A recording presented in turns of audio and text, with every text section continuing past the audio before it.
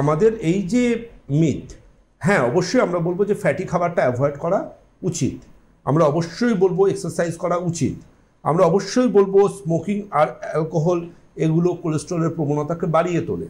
কিন্তু যে ছেলেটির জেনেটিক হিস্ট্রি রয়েছে, দেখবেন যাদের হেরিডিটারি হিস্ট্রি আছে তাদের কিন্তু কম বয়স থেকে ব্লাডের লিপিড প্রোফাইল টেস্ট করানো উচিত। যদি প্লাক থেকে থাকে ওটাই কিন্তু ফিউচারে কিন্তু বড়সড় হার্টের সমস্যা চলে আসতে পারে।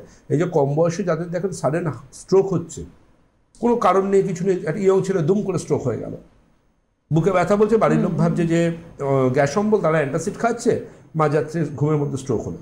এগুলোর কারণ কিন্তু জানবেন লাস্ট 25 ডেজে আমার জানাশোনা প্রায় 45 থেকে 50-এর মধ্যে 5-6 জন মারা গেছে। এটার অন্যতম কারণ কিন্তু দেখবেন লক্ষ্য করে লিপিড প্রোফাইল টেস্ট তারা করান না। এই লিপিড প্রোফাইল টেস্ট করলে যারা করান তারা কিন্তু ওই অ্যাম্বুলেন্সে হুডার বাজিয়ে হসপিটালের আইসিইউতে নিয়ে গিয়ে স্ট্রোক হওয়াকালীন বুকে ব্যথা হওয়াকালীন অ্যাডমিট হতে হয় না। লিপিড প্রোফাইল টেস্ট 6 মাসে একবার করতেই হবে, করতেই হবে, করতেই হবে, এর কোনো বিকল্প নেই।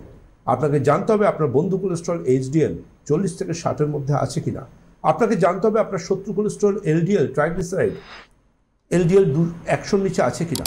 এগুলো না জানলে কিন্তু হবে না।